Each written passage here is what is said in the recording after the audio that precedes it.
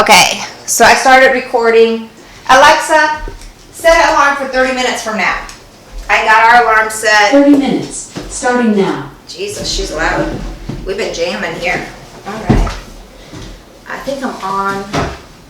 Okay, cool. I really wanted my Easter tree in the picture, but I guess maybe that's not going to happen. I'm trying to celebrate some Easter here. But maybe I can make it happen. A little like this. Okay, you get 1 egg. That's better than nothing. So, here's to everybody. Cheers. I miss everybody. I wish we could be in person, but I don't mind drinking a glass of wine alone. And I've been doing it every night. Ooh. Hi, Dennis. How are you doing? All right. So, we're finishing Gucci Mane. So, it was a hard read. It really was a hard read. I'm gonna read all of the last chapter. Hey. But just because the beginning of the book is great. Like, I love hearing people's stories, like how they're raised, like how they just like do so much more in life than what maybe was expected, you know. But and the thing you gotta remember too about Gucci Mane, this is what I think about. Hi, Jessica. I think about this a lot. Gucci Mane, he's been hustling since he was 9 years old. And then I think in my head, what is 9 years old? My grandson just turned 8. He's in the 2nd grade. So since the 3rd grade, he's been in the streets. So think about that, you know. And to think like that, he's still, you know, he's done some wrong, but yeah, he's done a lot of right too. And he's just like, I don't know, I mean, he's doing his thing, you know, like he's successful by all means. So I just, you know, I liked how, so definitely like I love the beginning. I like his little story. And then I also like, I really like the end, because that's what I was looking for in the book all along. I wish he would have told me a little bit more about his courtship with Keisha. Like, I'm actually like really interested in that. The only thing it says is that he was, you know, really sweet to her and polite. I think that's the only thing he ever referenced to in here. And that, you know, they were off and on because he wasn't right, not because of much of anything else. I love the pictures in here. I thought the pictures were great. And I think this book is great for anybody that is in love with trap music, that like loves trap music, that like really gets into all the artists. I'm one of these people, when I listen to the radio, I just say, I can't even say it because she's in the room, I just say, you know, Alexa. Oh dang, she heard me. Hold on, I can't say nothing now. Well, I say that name, and then I say, play reggae, play, you know, like I am very generic, like, and I just listen to all those artists, and that, or sometimes they'll be like, play top R&B, play top hip hop, like whatever I am feeling. I never do it by artist names, so, you know, like I'm not one of those people that buys a bunch of CDs or cassettes. I pay like a $12.99 subscription to listen to all types of music in my house. I pay that every month, and I like music, and I switch it up. I listen to Christian music. I listen to everything. You'd be surprised. You walk in here, you're not going to know what you're going to listen. It's whatever I'm feeling, that's what I'm doing. So I may not be the best person to really have maybe picked this book for me, because I'm not into music about one artist like that. But I do like Gucci Mane. I love his story. I love the beginning. I like the part about his childhood. Everything in the middle is pretty much about when this record or this mixtape came out, this is what he was doing. I thought they would talk about him. Yeah, I wanted a lot more of that, but I couldn't get it. So, you know, I wanted more personal stuff, like his fight internal, but that's why I'm going to read the last 2 chapters, because I feel like he does give us that in the last 2 chapters. Instead, I got a lot more information about everything that was going on with every single time he was doing this tape, this release, according to his music. And people that really like follow Gucci or are really into label, you know, a person, you know, people that aren't generic like me. Like, I'm just like, hey Alexa, play trap music, and she just plays whatever, you know what I mean? No, don't do Why? it. No. Here's a station for you. Oh, jeez. Trap EDM on Amazon Music. Alexa, stop. Alexa, stop. So that's what I do, and then she plays music, and she's like really getting on my nerves because I can't even talk about it when she's in the room. And now I love the end. The last 2 chapters actually probably were my favorite chapters. What did you think, Davida? Did you like the last 2 chapters? So they got some cool pictures here. I'm just going to show the ones that were in the last third. They got one picture of him and his wife. I wish they would have had more pictures of him and his wife in here too. Not that I'm jocking them or anything, but I like seeing people happy. Like, I like that. I think it's cute. Some videos. Here. I wanted more of this. Why couldn't I have more of this? That's all I want to know.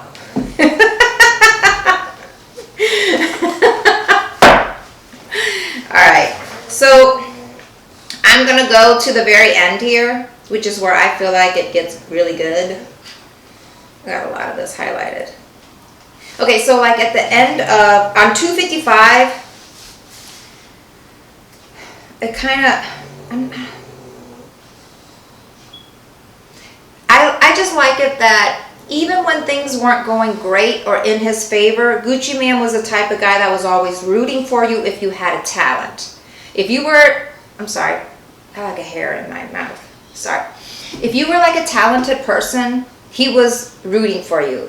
Even if he couldn't make a financial gain from you, because, you know, he promotes people and gets people, you know, has people on his label and stuff like that. But even if he couldn't do that, if you had talent, he is not a hater. He would be rooting for you. If you didn't, you know, he'd tell you didn't have no talent too. But that's that. So I'm just going to read this part. On 256, young people are searching for the truth. It's why little kids say some of the rudest stuff, he said the cuss word, sometimes. Like they'll tell somebody that they're fat and ugly. Most of the time those people are ugly as whatever. The youngins just don't know yet that they're not supposed to say those kind of things. And as they get older, they learn to put on the mask and pretend. Those kids gravitate towards me because I was the closest thing to an established artist who said what he meant and meant what he said. That's called authenticity. I don't walk around acting hard, but I do go anywhere that I want. Any club, any mall, any block, any hood. They see that I'm not hiding behind my music and they respect that. And they like it that I'll show up to T.I.'s party looking like Walk and Lick. I'm not for sure what that is. They like that I'll go to Macun and perform the truth. They like that they can search me riding around Zoom 6 in a Phantom with no security. Part of being young is being brave. And part of being brave is being a little brazen, being a little reckless. It's safe to say I always have been that. So stuff like that I was looking more for. And I didn't really get that until more towards the end of the book. And so he's pretty much saying like at some point at some point in his career, he noticed like he was gravitated towards new artists because he wants to hear what's going on, what's going new, because they're still so truthful and they're not pretending and they're still just kind of like on their grind more than they are like on their business game. And even though he helps them with their business game, part of being a rapper is just, yeah, I'm on, Mom. Hold up. Can I text her back? She's texting me. She's not even on here. Dang. Sorry, I just screamed at you guys like you were my mom. So I think like that's true to him. Like he's always searching for young talent and he's interested in young talent. He prefers like talent that's from where he's at because he feels like he understands that the area has to do with what people are talking about, the type of slang they have, and how they move with that music. And he likes to hang with people that are, I guess, from the South, you know, more Southern. But I mean, it just referred to something like that in here, and then I heard it in an interview that he had with a book person, which I don't remember the guy's name, but it was in an interview and he said this too. So My favorite part is Con Air, which is the very last, no, it's not the last chapter. It's the last chapter, and I'm going to read a lot of this because I feel like this is what people want from Gucci Mane. So, after months of negotiating between my lawyers and the U.S. Attorney Office, we settled on a sentence of 39 months. 3 years, 3 months, and that was a whole lot of time spent in a federal prison. But what could I do? When the feds got you, they pretty much got you. I sure as HELL wasn't about to try my luck at trial. They'd give me the whole 20 if I did that. 20 years. So he could have been in jail for 20 years. Hey, Mom. We're reading the very last chapter because I feel like it's... I read a little bit of the second to last chapter. Now I'm reading the last chapter, and then we're probably going to be done with this book. 39 months was not going to be easy, but it wasn't 20 years either. That's his mentality. That's what he's thinking when he's going to jail for the last time before he changes his life. In the fall... Okay, I'm on video, babe. What's wrong? Go use it upstairs. Put the lights on for you. I can't come with you. In the fall, I pleaded guilty to the incident at Harlem Nights, with the soldier, and so he went to court. He went to court, got tried for this, then he had to go to court again. And when he went to court again, then he got 3 more years, but they let him serve it one on top of the other. So they were really good to him to some extent, which I'm happy about, because some of this being in jail for the rest of your life doesn't really get you anywhere. And then on the bottom, I'm going to go to the bottom of 261. I've now been sober for a year, and I already knew I would never drink lean or use any type of drugs again. I'd always been strong-minded person, and then once I make my mind up, that's that. Some people can put those substances in their body and be totally fine. More power to them. I don't judge anyone who does. I'm just not one of those people. I finally realized that. It wasn't only that I'd learned my limitations, I really had no desire to go back, and I had no cravings. It was the opposite. I now associated drugs with my lowest moments, with prison, with all the times I'd cost myself and others. I didn't know what else I could learn at one of these drug treatment programs, but going to a minimum security facility sounded good to me. But he didn't. He got maximum security. And then he went, and then it kind of talks about like how he got shipped off, like they took him on an airplane, the Con Air, the chapter obviously is called Con Air. And then remember Gucci Mane was in an airplane once and there was a tornado? Do you guys remember that in the book? And now he's doing his last little sentence, and when he gets there, there's an earthquake, which I think is kind of interesting too. Hey Sarah. We're talking about the last couple chapters in Gucci Mane, the autobiography. So I thought that was kind of like, ooh, you know, there's an earthquake and a tornado. That's crazy that you would have to experience 2 of those type of things. But I think that makes you think too, like, whoa, what's going on here? Yeah, Davida, did you think that was kind of crazy, like how he had experienced both those things? He experienced a tornado in the airplane in the sky. Then they finally were able to land, and he said it was super scary, and then they just rented a car or whatever rich people do, a limousine service, and didn't even get back on the airplane, just rode the rest of the way out. Do you remember that? And now he's going to jail, and there's this earthquake. I'm like, freaky. And he said he had never experienced anything like that, and it was super duper scary. Okay. So there's a certain level of violence in any correctional facility, but there is an intrinsic, but here it was intrinsic, because he was at that maximum security. It lived in the brick wall, in the concrete walls, in the steel doors. It was always hanging in the air. They called it Guantanamo North. Yeah, I think it did too. I think it helped him come to all these realizations, like, I'm done with this, I'm done with that. I think it made him realize, like, I'm not Gucci Mane. I'm just saying what I think might have been going on with him. I think when you experience things like that and then you're sober and you reflect on it, you kind of think, is that God telling me to slow down? I don't know if that was his mindset or if he thought that, but I'm thinking that for him reading this book. Yeah. But I'm a man wherever you land me, regardless of where that is or who is in front of me. And there are standards that I hold myself to, and a certain level of respect I expect to be treated with. So he's just saying, like he still maintained himself. I was here to do my time, protect myself, and then leave. And then the very last sentence is, there were nights I laid in bed and I could hear the sound of someone sharpening shanks, and I prayed those knives weren't meant for me. And I was like, dang, that's super scary.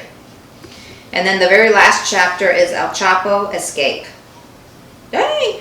So remember, he was like in a jail with some high profile criminal before. When he was in solitary, he was right next to him. And now he's in jail with where this guy escaped. Yeah, he is there with death row inmates. Exactly. And he is also thinking, like, I don't really belong here. But imagine how many people are in jail that actually think, I don't really belong there. And I honestly think they don't belong there. They just made wrong choices, and that's how it ended up. Yeah, I liked it too. That's why I highlighted. I was like, we're going to read this part. But we're going to read a lot of this last chapter because I love this last chapter. Should I just read the whole last chapter? Love you too, son. I'm just going to read all of El Chapo Escape. Prison is time. I tried to use the time to better myself. I kept up with the exercise, taking part in the workout classes they offered, along with my daily routines. I lost nearly 80 pounds in total. Keisha was putting money on my books, so I was able to work the cafeteria staff and eat a little better than the slop they were serving in there. So kudos to him that he was able to eat better, because I heard that food's horrible. While we're talking about this, isn't it so scary for the people that are in jail right now with this coronavirus? Like, just because everything's so overcrowded, that's got to be a horrible situation for people. Me and my mom were talking about this the other day. I was like, man, I just feel so bad for people that are in jail, because people in jail for all kinds of stuff. Half the people in jail I don't really think need to be in jail. And now look at them, like they're big time at risk too for this, because they're so close confined. I was thinking about that the other day. But I'm going to keep reading. You guys think about that. Let me know what you think. I followed the changes I made to my body by working to strengthen my mind. I was devouring books, a lot of self-help inspiring stuff. Tony Robinson, Deepak, I'm probably going to mess up these names, Chopra, Malcolm Gladwell. And I think this Malcolm guy is the guy that interviewed him when I got those previous statements for. James Allen, the biography of Pimp C, Jimi Hendrix, Mike Tyson's autobiography. And I like it that he was reading. I feel like, I remember when I got done with school, I was in school forever. I hate school. So I got a master's degree. And I feel like I didn't want to read at first when I got done with school, but then when I did get done with school, that was like the thing that I enjoyed the most, like reading for myself instead of for what somebody else wanted me to read about. And that's when I regained that joy of reading, which was like, I think I graduated in 2012 or 2013. I don't remember. But that's when I became Top Billa, when I graduated. I used to be Billa Baby, but then when I graduated, my brother said, now I'm Top Billa. So that's how I got that nickname. But let me get back to this. I got my MP3 player from the prison commissary and started downloading instrumentals for BOP, capital B, capital O, capital P's music server. Then I got booked to writing rap. Then I got back to writing raps, something I hadn't done much of since my incarceration. I'd been too I had been too jaded. Sorry, I can't read. Resentful, mad at the industry, mad at the world, mad at every person I could point my finger to and blame my misfortune on. And for so long, I felt like I'd been dealt a bad hand. And I feel like this is part of maturity. When you all of a sudden realize being mad at everybody doesn't get you ahead, at some point, you just have to take responsibility for the choices you made, no matter what situations you were put in. Give me like 15 more minutes, babe. I love you. Well, I'll be up there in 15 minutes, okay? I'm almost done, babe. Okay. If you want to sit here, you can. But you gotta do you, okay? And be quiet. That is a problem in Chicago right now. Over 300 have COVID-19. Yeah, it's horrible. Mom, are you talking about like Chicago City, or are you talking about Chicago prisons? Okay. I'm going to How am commute I supposed to hear her? No, I'm reading. You're not, I'm just, this is my thing. Okay. But prison is a humbling experience. It was hell in there. And over time that made me start to appreciate all my blessings on the outside. And I had a damn good life waiting for me. I had a career that people still, shh, let me do this. Get out of here, this is grown up time. You come in here, you sit and you be quiet, otherwise go upstairs. Okay, I have a career that people still cared about. Maybe now more than ever before. I had so many things I still wanted to do, and I wanted a platinum record. I wanted to tour the world. I wanted to direct and act in more movies. I wanted to have my own clothesline. I wanted to discover and groom more talents and become the next Berry Gordy.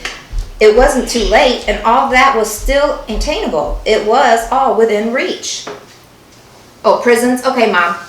That's what I thought, but I just thought I'd clarify. So, like, hey everybody, these are our twins. Hi. So, Can you move over here? here, okay. Hi. Hi. Okay.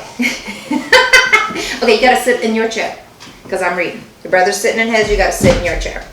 Okay. I had Keisha, my first real love, the first woman I ever wanted to bring to a red carpet event. Let the world know this was my lady, not just this is Gucci's girl and she's pretty, but as my partner, my equal. She held me down the whole time and I was locked up and showed me what it meant to have somebody you can truly count on. I wanted to be able to return that favor. I had Bam, my little boy. He needed me. Before I got sent to Indiana, he came to see me in Lovejoy. And that visit was not easy. I could see him trying to make sense of why there was glass between us, why we were talking through a phone, why his daddy couldn't have his hands on him. He was too young to understand it, but he knew it wasn't supposed to be like that. I can't get taken away from them again. So I feel like that. Oh, I'm sorry, you guys. Hey, get down. Come over here. Sit down. Come over here, Vonnie. Thank you, baby. So I feel like, yeah, I did, Mom. So I feel like, let me move this so we can be good. I feel like, I lost my train of thought. I feel like he's really growing here. And this is what I've been looking for because I know he is a man that has grown. You know, he's a man that has grown from one place to another. He's elevating himself by doing better. Okay. I hope you can see me now. Be careful, babe. So, what good is fame if I can't enjoy it? What good is money if I can't spend it? How long will Keisha stick around if I keep going back to jail? Or if I'm so gone off the lean, I'm having seizures. Stop. Or if I'm taking chances that could end with me getting shot up or paralyzed or killed. I can't put myself through this crap or whatever you want to say anymore. For all the promising things I had waiting for me outside this prison, there was just as much danger awaiting if I wasn't on point, and I wasn't invincible. I was hearing about other artists overdosing on drugs. I was hearing about Bankroll Fresh and Chink drugs and Bood B. I'm sorry, I'm not good with these names. Young people, I'll just say, who were on their way to making it and getting killed in some street stuff. Beasley, who'd helped me set up my studio, was like a sister to me. Had gotten shot and killed outside of her restaurant right on Boardcrest in front of her kids. I'm like a lot of guys in this place. I was getting another chance, my last one, and I couldn't drop the ball again. I needed to do more than pray. I needed to make better decisions. And I love it that he says that, because a lot of people are like, yes, you need to pray your way out of situations, but you need to do something to get out of situations. Pray that you have the power to do something, because just praying, I know God will take care of stuff, but part of him taking care of stuff is him fixing you, changing your mind, getting you ready to live a better life. My boy's coming. I know. Hey, Javon. I'm just making that person. Okay, we'll stop or you're going to have to go upstairs. I'm just trying Put to your make hand that down. person come. Thank you. On the morning of July 12th, 2015, I walked into the Commons room where a bunch of inmates were gathering around the TV and they seemed excited. El Chapo whatever, the head of the Mexican notorious Colombian cartel had broken out again. The guy was an escape artist. They had dug a tunnel. Well, I mean, they just go into this, but that is just another thing that was going on. But I'm going to skip that chapter. Now I was excited. Chapa was my guy, and I'd done a song in his tribute years before, and I liked this part. And I'd also had an interest in the story of the narcotics kingpin just as a fan of history. And Chapa, Escarbo, whatever he names all these guys, my mind was off to the races. What move could I pull with this news? I'd already used my 10 minutes of phone time that morning, but maybe tomorrow I could do an El Chapa freestyle on the phone and have Sean recorded on the other end, or maybe he could just put some old songs together and get a dope cover made, and we could drop an El Chapa mixtape. At the very least, my Twitter should have something to say about this. Now this is where he grows up. Later in the day, I was typing away on Coralinks, the Bureau of Prisons email system for inmates. I'd spent all day thinking up the idea of El Chapo mixtapes. We needed to move on this ASAP before someone else did, and halfway through writing that email, I stopped. I wanted to leave this place as soon as possible. I'd spoken to my lawyer a few days earlier. It was in the middle of negotiations with the capital B, capital O, capital P to get me released. My release date sorted out, and we were aiming for an early release and for me to serve the end of my sentence on home arrest in Georgia. Maybe glorifying El Chapa escaping from behind bars wasn't going to help my case. Maybe this just wasn't the best idea after all. Wait till I'm done. Okay. I logged out of... I feel like this is so mature. Like, at first he's getting all these ideas and he's thinking he's going to run with this and help his little name stay alive. And then after a while he's like, you know, I'm not going to do this because doing this puts me in a situation where I would hurt the people that I love by maybe not getting out as quickly as I want to get out. I couldn't wait to go home to see Keisha, to see Bam, and to see my brother, mother, and dearest, and the rest of my family and my close partners. I couldn't wait to get back to work with all these things going on. But I feel like this is important because we make all these choices, and this is the beginning of him making choices like, I'm going to be careful about the choices that I make because I realize every choice that I make affects my family too. I'm not going to go into all this. My father used to say that if you keep looking back, you're going to trip going forward. And that in life, sometimes you reach a fork in the road and you have to make a decision. Which direction will it be, left or right? To be firm in the decision, you can't keep looking back. You have to make peace. Torsten, it's grown up time. Cabo smooch? No. Okay, come on. Oh, Lord Jesus. And I'm hungry. Okay, not right now. Don't walk through the thing. Go in your room. Okay, I'll let you know. You'll leave me. All right. Woo. This quarantine got all these kids in this mix. To be firm in the decision, you can't keep looking back. You have to make peace with the past. And this is important about growing up, I feel like. Deciding, I am going to make peace with my past. I am not going to keep looking to blame somebody or some situation, but just make peace with it and keep it moving.